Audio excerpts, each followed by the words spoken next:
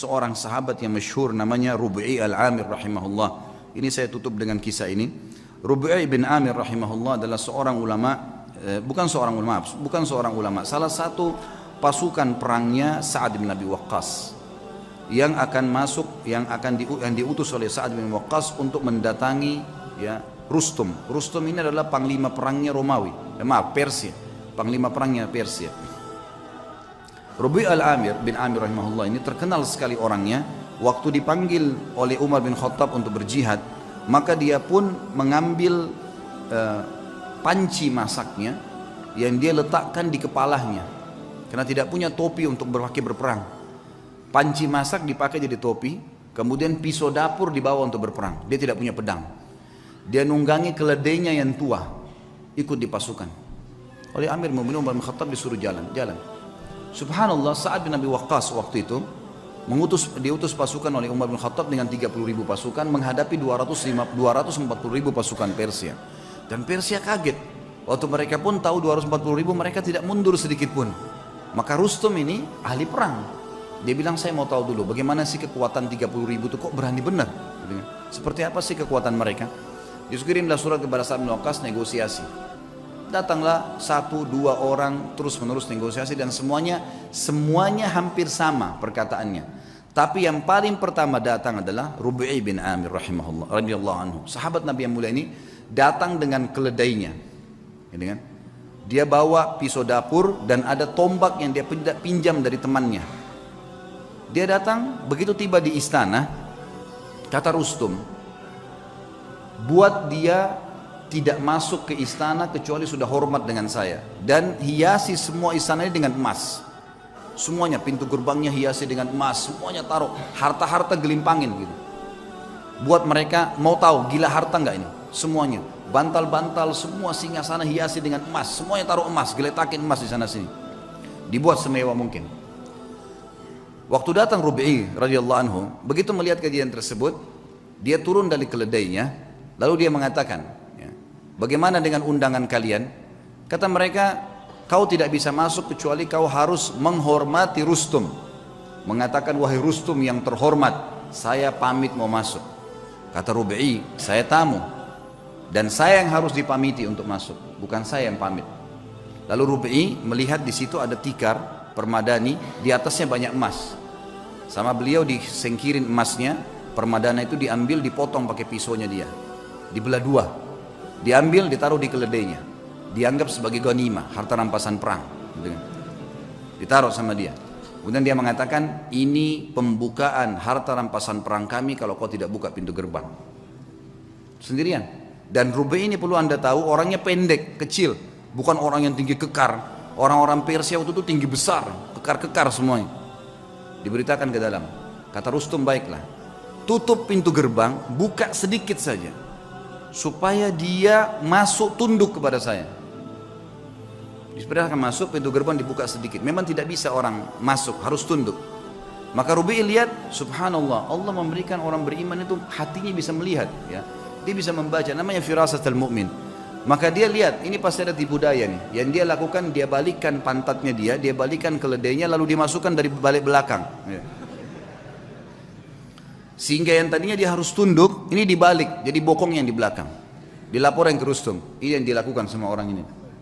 Malah sekarang dihinain. Lalu dia naik keledainya, dia jalan. Subhanallah, tuh dia jalan, dia tidak turun dari keledai. Keledainya dimasukkan di istana Rustum dengan karpet-karpet yang mewah. Pisau dapurnya dipakai, bolong-bolongin bantal tuh semua. Bantal-bantal yang mewah. Semua ini karpetnya ditusuk-tusuk dengan tombaknya sama dia. Sampai tiba depan Rustum. Panci di atas kepalanya, pisau di tangannya, tombak di tangan, pisau di tangan kanan, ini di tangan kiri, tombaknya. Kata Rustum, dipanggil penterjemah, tanya kepada mereka nih, mau apa sebenarnya datang ke sini? Terjemahkan, hai orang-orang Arab, kalian kan dulu di padang pasir, tidak punya apa-apa kecuali gembala kambing. Untuk apa kalian datang ke sini? Kalau kalian butuh harta, sebut saja, kami akan kasih pulang. Kalau kalian butuh gembalaan, kami kasih berapa bun unta dan kambing yang kalian mau. Kalau kalian ingin jabatan, kami akan jadikan, pilih siapa yang terbaik, kami akan jadikan sebagai pemimpin kalian, dan kami akan kasih gaji. Lalu jawaban Rubi'i rahimahullah, ini orang kalau sudah mengenal Tuhannya, dia mengatakan, kami datang dari sana tidak butuh dengan harta yang sedang kau pamerkan ini.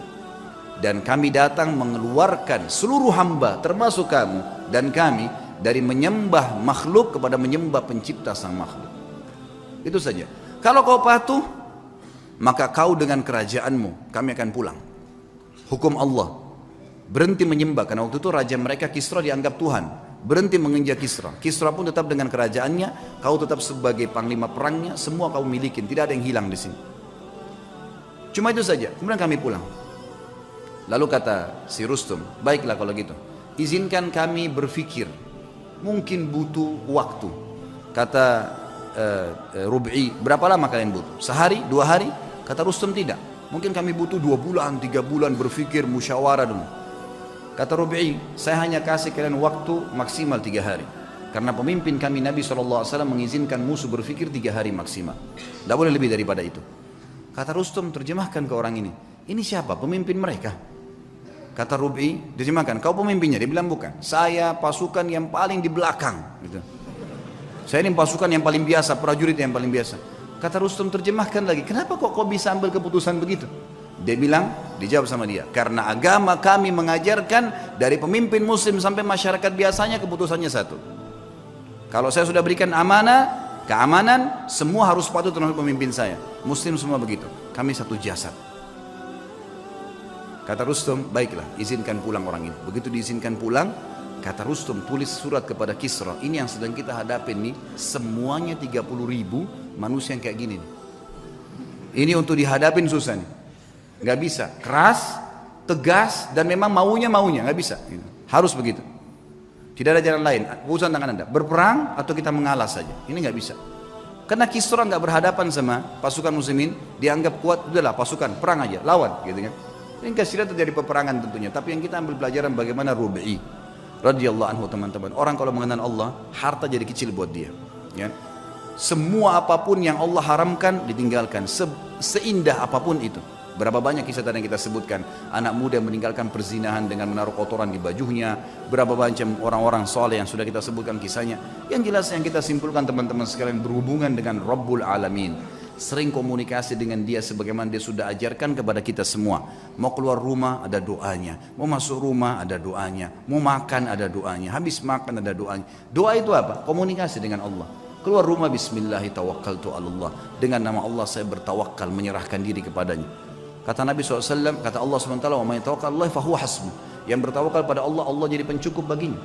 Seorang syekh pernah menangkap di Riyadh seorang penyihir besar. Penyihir terbesar ini datang dari Afrika, ditangkap. Waktu ketangkap, dia tanya syekhnya, saya nonton cuplikannya, dia bilang, bagaimana anda bisa menangkap saya? Padahal saya menaruh ribuan jin di depan saya. Tidak pernah saya bisa ditembus, baru kali ini dia bilang, ada yang bisa tembus dari anda. Dia bilang, karena kamu bodoh dan kamu tidak mengerti.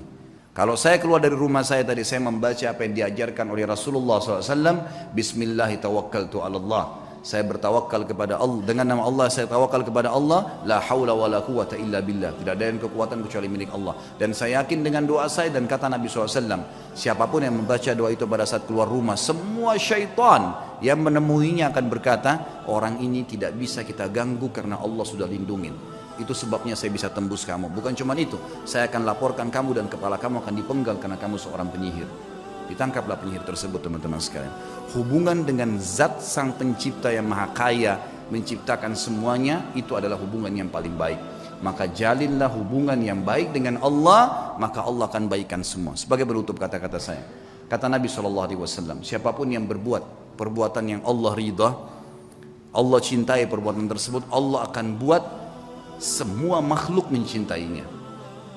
Dan kalau seseorang berbuat perbuatan yang buruk yang Allah benci, maka Allah akan buat semua makhluk akan membencinya. Kata kuncinya kembali kepada Allah Subhanahu wa taala. Allahu a'lam.